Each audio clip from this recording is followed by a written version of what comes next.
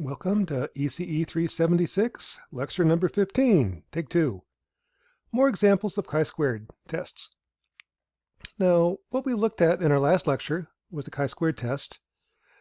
The chi-squared test determines whether data is consistent with an assumed distribution. Now, the procedure is to first collect some data, then you split the data into n bins, then compare the expected frequency, the number of times the data actually came up in each bin versus how many times it should come up in each bin, forming the chi-squared score. So what you do is you take the difference in the two, square it, so it's always positive, divided by the probability of it, or expected number in that region, in that bin. I then use a chi-squared table to convert the chi-squared score to a probability. In this lecture, we're going to go through a couple examples of a chi-squared test, kind of give you a better idea of where they're used, what they can do. The samples we're going to look at are world temperatures. Going to use the chi-squared test to determine if the world temperatures are changing or they're just random. Does the gain of a transistor have a uniform distribution? Does the gain of a transistor have a normal distribution? And, most important, am I psychic? So, those are all chi-square tests. So let's look at the first one. Are temperatures changing? Again, the National Oceanic and Atmospheric Administration has been monitoring world temperatures since 1880, so we have 141 years of data. The data looks like this. The null hypothesis I have is that the data is random, temperatures are not changing. So here's the first problem. How do I analyze this data? Using a chi-squared test. And what I want to do is take the data and split it up in n bins, and then compare the actual number of times it winds up in a given bin versus how many times it should. So here's the first problem. How do I divide this data up into bins? Well, one way is I could divide it up in years. Let's take the first third of the data, the second third, and third third. That doesn't quite work because I should get a third of the data in the first third, and sure enough I do. So that doesn't really help. Let's divide it up another way. If I divide it this way as well, I'll have the top third, middle third, and bottom third. If I just do it that way, again, that doesn't really help because a third of the data winds up in the top third, a third in the middle third. That doesn't tell me much. Let's do it both ways. That kind of gives me these 9 windows. If the data was truly random, I would expect 1/9 of the data to wind up in each bin. So that's one way to split it up. That's part of the challenge in a chi-squared test. How do you split up the data into bins? So what I'm going to do is actually split it up into 4 bins. I've got 4 time scales, the first quarter, second quarter, third quarter, fourth quarter in time. Take the data and sort it. Look at the top 25%, next 25%, lower, and the bottom 25%. If the data is truly random, I should wind up with 1/16 of the data in each bin. That's the expected number. That's n times p. The actual number is just count. How many times does the data wind up in each bin? So doing that, I wind up with this. There's no data right here, 1 data point, 2 data points here, 33, 0, 9, 23, and so on. That's the actual frequency.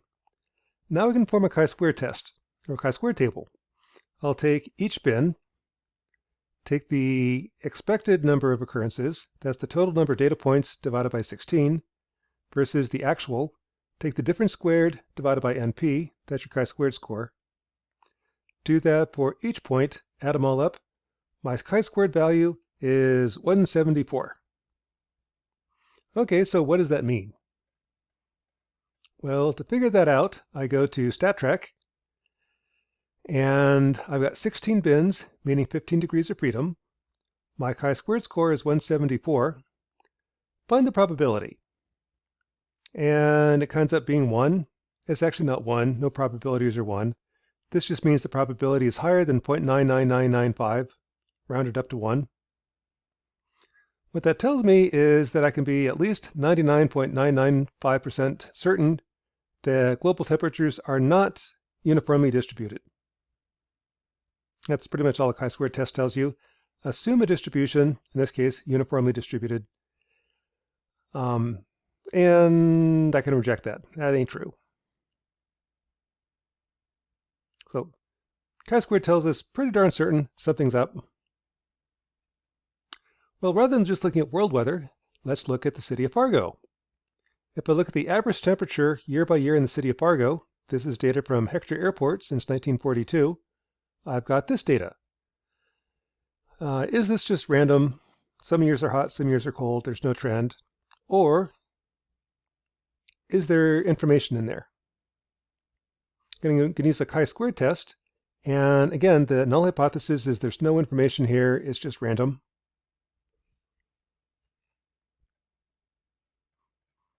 So the approach in this case, since there's not a whole lot of data, there's only 79 data points, I just split it up into 3 bins.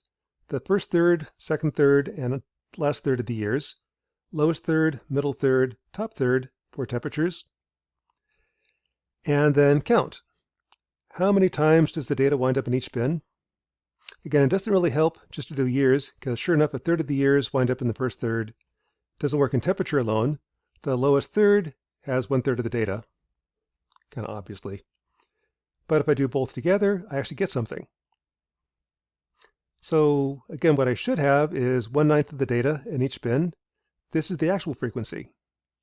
Again, not as drastic as it was with global temperatures. This is just Fargo weather.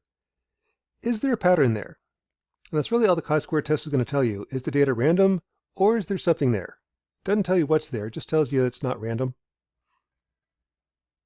So once again, I'll form a chi-squared table. Count how many data points wind up in each bin. That's right here. Compare to the expected number. That'd be the number of years divided by 9. Chi-squared score is the difference squared divided by expected. And I get a chi-squared score of 10. Well, to see what that means, again, go to StatTrack. I've got 8 degrees of freedom, 9 bins, meaning 8 degrees of freedom. My chi-squared score is 10, and this gives me chi-squared critical value of 0.74. So with just Fargo data, it's not quite as obvious. The data actually could be random, but there's a 74% chance that the data is not random, that there is a trend there. Or, using stat speak, 74% chance of rejecting the null hypothesis, meaning there is a trend, the data is not random. Third example. With your pick board, you can go out and measure things, like I could set up an experiment where I measure the gain of a transistor.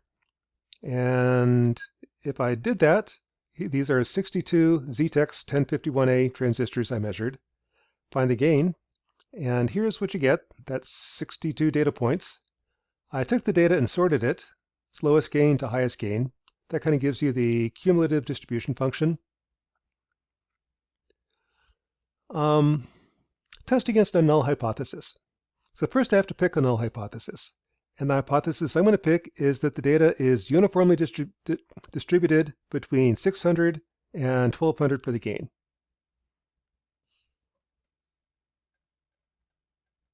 Well, to do that, what I would do is split the data into n bins.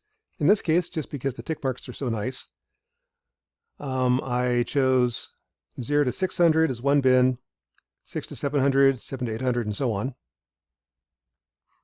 I count how many transistors had a gain in that region. That's these numbers.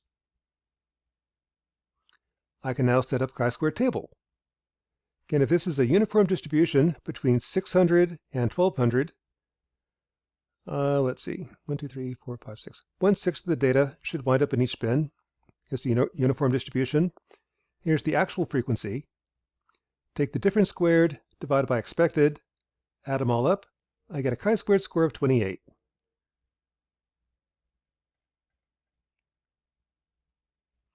With 8 bins, 7 degrees of freedom, chi-squared square 28 gives you a probability of 0.9988.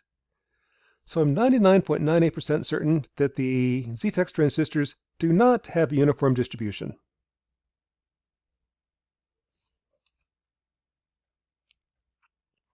Okay, so let's try a different distribution. Does it have a normal distribution? Again, so you have to think about it. How am I going to test if this is a normal distribution or not? Well, what I could do is take the data, find its mean, find its standard deviation. So technically what I'm going to do is I'm asking, does the Z-Tex transistor have a normal distribution with the mean of 854, standard deviation of 120? Well, it'll be the same procedure as before. I first split the data up into n bins. How you do that is actually kind of arbitrary. What I'm going to do is use the same divisions that I had before. From StatTrak, I can use the z-score, calculate how many standard deviations away 0.6 is, find that's probability, how many standard deviations 700 is away, find that probability. The difference between them is the probability that you're between 600 and 700. So there's the probability of each region, and kind of see that this is a bell-shaped curve. That's your normal distribution. So there I've got the probability of each region. Once I do that, I can then form the chi-squared table. This is the probability of each region. This is n times p. N is equal to 62. That's how many transistors I have. Here's the actual frequency. Take the difference, and now the chi-squared score is 6. Well, to figure out what 6 means, again, use the chi-squared table. From StatTrak, I've got 8 bins, meaning 7 degrees of freedom. My chi-squared critical value is 6.13. Converting to a probability, that corresponds to a probability of 0.48. So there's a 40% chance that it is not a uniform distribution with that mean and standard deviation. That's actually typical in chi-squared tests. If you have a probability of like 0.9999, that means it is not that distribution, like what we had with weather. If the data really is a normal distribution, 0.48, 0.3, 0.6, they're pretty common.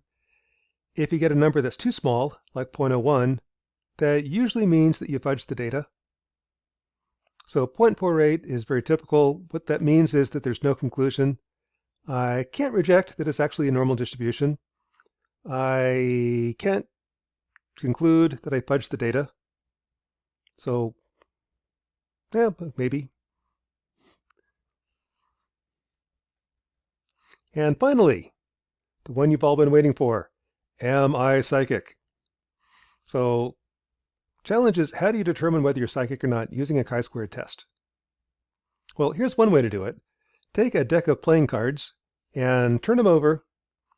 And you don't want to cheat. You turn them right side up, you're going to get right every time. Turn them over so you can't tell what the cards are, shuffle them, and get the vibes of the card and determine, is it a club, diamond, heart, or spade. Then flip it up and see if you're right. Take the next card, guess whether it's a club, diamond, heart, or spade. Flip it up and see if you're right. Then count how many times you're right, how many times you're wrong as you go through the deck. And then use a chi-square test to see if you're able to foresee the next value of the card. Are you really psychic? Well, I tried that, and here's what I got. I went through the deck of 52 cards. I was right 10 times. I was wrong 42 times. That's a chi-square test. The expected number is 1/4 of the time I should be right, 3/4 I should be wrong. I was actually only right 10 times. From the chi-squared score, it is 0.92. Now to figure out what 0.92 means, again you go to a chi-squared table. I've got 1 degree freedom, bins.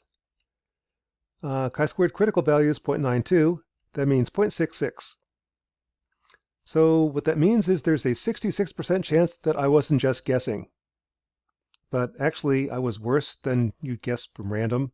So there's a 66% chance that I'm worse than a monkey guessing at cards. But again, sort of anti-psychic, you could say that. Well, or a bad guesser. So that's kind of some examples of a chi-squared test. Again, this is just kind of giving you an idea of what you can do with chi-squared tests. The challenge with chi-squared tests is you've got to take the data and somehow split it up into n bins where you know what the expected frequency of each bin is. I could then count how many times I wound up in each bin, compare the two with the chi-square test, and determine, is the data consistent with my assumed probability, with my assumed distribution? So that's lecture 15b on examples of a chi-square test.